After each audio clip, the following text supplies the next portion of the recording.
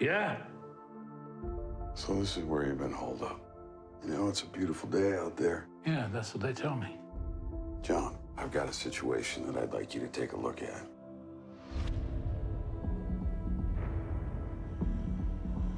Clear the room for us, please. With all due respect, I don't hold an ounce of confidence in the paranormal. I think it's a sham. No problem at all. I feel the same about shrinks. You two are gonna make a hell of a team. Let's start at the beginning. 3 murders. No DNA, nothing. What did you make of the note? I will tell you in 2 words who I am. What I do and how I live. It's from the opera La Boheme. I just happened to be listening to those exact words the very moment I was reading the case files you brought me. 416, Bible verse. That's the time. 4:16 precisely. He knew they would arrive at the exact time. Because he knows everything. What do you need, John? He sees things just like me, only he's better at it.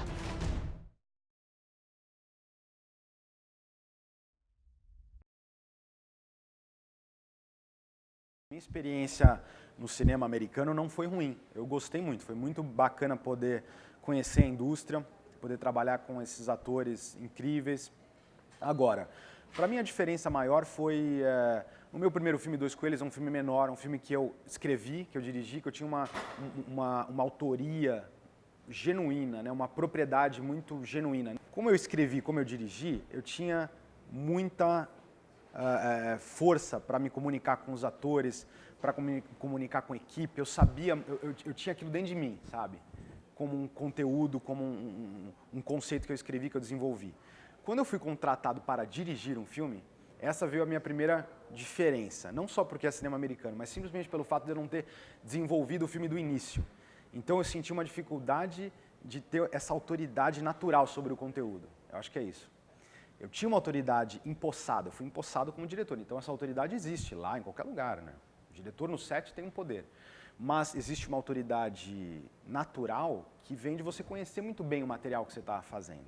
E eu acho que eu sou um tipo de diretor que me envolvo muito mais com o material que eu desenvolvo desde o início. Então, o desenvolvimento do roteiro, etc, etc, eu começo a tornar aquilo meu. E aí, na hora de eu me comunicar, de eu poder trabalhar aquilo no set ou no desenvolvimento mesmo ali na hora da pré-produção, é diferente. Agora, é claro que eu tinha um produtor acima de mim, um financiador acima de mim, pessoas que tinham poder de decisão. Então, também eu era um marinheiro de primeira viagem no cinema americano. Eu não sabia muito bem até onde eu podia ir, eu empurrei ali meu limite até onde eu pude. Tive um produtor ali que, sim, influenciou na hora de escolher o ator, dos atores, influenciou na hora de escolher o lugar que a gente foi filmar. A gente filmou em Atlanta, eu não gostaria de filmar em Atlanta, eu tinha outras cidades como o backdrop dessa história, mas fomos para Atlanta por uma questão financeira, porque lá Geórgia tem um incentivo fiscal ao filme. Então as coisas começam a acontecer assim, né? Eu acho que o corte final do filme não é exatamente o corte final que eu tinha em mente, mas eu tive muita liberdade criativa, não foi nem um pouco opressivo a minha relação. Só que, obviamente, que eu tive que abrir mão de algumas coisas. E eu acho que isso é natural para um diretor que foi contratado. Agora, o cinema americano ele é uma indústria realmente, uma indústria que se paga, que se faz muito dinheiro. Foi curioso ver como funciona a contratação de um diretor, a contratação dos atores, e como se desenvolve um roteiro, como se faz a pré-produção. Eu acho que a diferença maior, eu acho, foi a questão do dinheiro, né? Você tem mais dinheiro, infelizmente, as coisas sempre terminam no dinheiro, né? Mas eu acho que o cinema americano ele tem uma burocracia um pouco chata, assim, é isso que eu senti. Ele é muito uma indústria já estabelecida, então as pessoas ali, a equipe, são operários que chegam lá para fazer mais um filme, então eles já têm toda uma mecânica de como executar o filme, uma mecânica muito clara.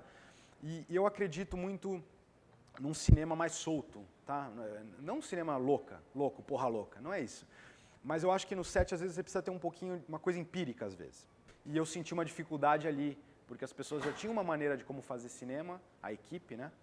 E eu quis fazer um pouquinho diferente. Então, briguei um pouquinho ali nessa questão. Mas isso é no set de filmagem. Eu acho que muita coisa do filme se resolve antes. É na pré-produção do filme. É desenvolvimento do roteiro e depois na hora de pré-produzir ele. eu fui contratado, mas eu participei muito dessa etapa. Eu fui contratado por um grande estúdio para fazer um filme, que é a New Line, que é uma empresa da Warner. Mas no meio do caminho, o filme se tornou independente. Ele saiu da New Line e foi para uma configuração independente, onde o dinheiro teve que ser levantado no mercado. E eu presenciei o produtor, eu experienciei toda essa busca por dinheiro lá, e não é fácil, sabe? Acontece que o cinema americano, como eu disse, que ele viaja o mundo todo. O filme que eu fiz, ele foi financiado no Festival de Berlim. Ele conseguiu se vender, o foreign sales que ele chama, né? Que foi vendido em todos os países, em 100 países. O Brasil comprou, a distribuidora brasileira comprou, uma distribuidora alemã comprou, uma distribuidora em cada um dos países comprou um pedaço do filme, e isso financiou uma grande parte do filme. E aí veio um investidor suíço que investe em filme e pagou a outra parte. Então o filme se compôs, os 20 e poucos milhões de dólares que o filme precisava, foi financiado assim, né? O Anthony Hopkins, Tony Hopkins, ele gosta de ser chamado como Tony, né? A primeira coisa que ele fala para todos, me chamem de Tony. Ele é um cara, ele é brilhante realmente como ator, e assistindo o filme, realmente, a primeira vez que eu assisti o filme no cinema, foi num teste, num screener em Los Angeles, com 100 pessoas no cinema, e eu vi como ele comanda, ele tem um comando com a audiência muito grande. Ele é incrível, ele é um ator que tem um ponto de vista muito forte, ele tinha um ponto de vista muito forte desse personagem. Ele já estava envolvido no filme antes de eu entrar, então ele já sabia muito bem o que era aquele personagem para ele. Então, a gente teve que se entender um pouquinho nessa questão, sabe, do que ele imaginava e o que eu tinha na cabeça. E eu não sou uma pessoa de controlar, micromanage os atores. Eu acho que eu gosto de ver eles ali, eu gosto de setar o clima e deixar eles soltos. A gente se bateu um pouquinho ali, mas normal, eu acho que é o estilo dele também. Ele gosta de criar um atrito em prol da arte, em prol das coisas, para as coisas se ajustarem naturalmente. Mas é óbvio que para mim foi difícil. Ele é um ator que demanda você chegar com um ponto de vista muito forte.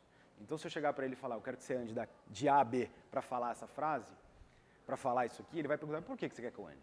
Como assim? Eu me sinto mais confortável aqui encostado nessa pilastra. Então assim, é uma coisa que você vai entendendo como funciona e obviamente eu fui entendendo isso, a gente foi se entendendo, ele foi cedendo e eu fui cedendo também um pouquinho, e no final a gente ficou muito próximo. Agora o Colin, ele é um cara incrível, assim, pra mim, essa fama de bad boy que todo mundo me pergunta, eu acho até engraçado, porque ele é extremamente profissional, ele não ficou o processo todo com a gente, ele chegou mais na etapa final do filme, as 2 últimas semanas, ele trouxe uma energia muito nova, renovou a equipe, renovou todo mundo ali. Ele veio com uma força muito grande com esse personagem. E é um personagem muito importante para o filme, porque é um vilão, mas ele é um vilão que tem um propósito muito assertivo. Assim. Ele tem um discurso assertivo e que te move, te mexe. Porque a motivação dele é uma motivação que tem uma verdade ali. Né? Ele faz um mal, mas é um mal que tem um propósito de bem, de uma certa forma. Né? Então as pessoas ficam divididas, como o personagem do Anthony Hopkins também fica dividido. Então ele conseguiu achar realmente esse ponto muito tênue do personagem para não se tornar um arquétipo estereotipado, assim, sabe? Uma coisa, um vilão desses que enrola o bigode, sabe? E nem um vilão louco, com um discurso enlouquecido de maluco de hospício, sabe? Então ele tem um discurso muito central e conciso, assim, que te coloca te coloca em questionamento. E ele achou isso, ele é realmente muito bom. É óbvio que eu tenho uma carreira nos Estados Unidos, eu acho, né? Eu recebi propostas lá logo depois de acabar o filme, poderia ter entrado em 1 ou 2 ou 3 projetos aí já, mas eu resolvi não fazer isso. Eu tinha já um filme para fazer, que é o filme História do José Aldo.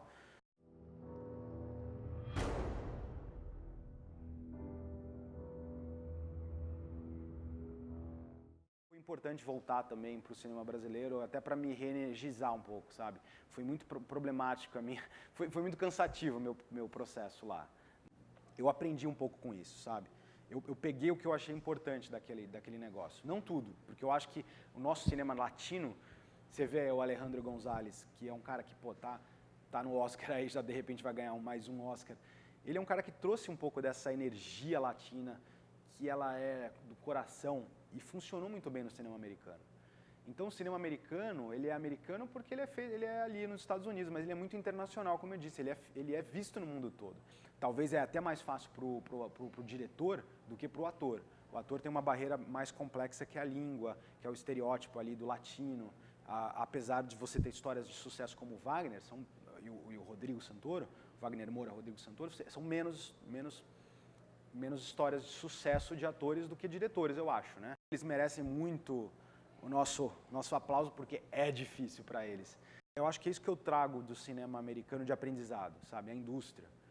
E eu acho interessante demais.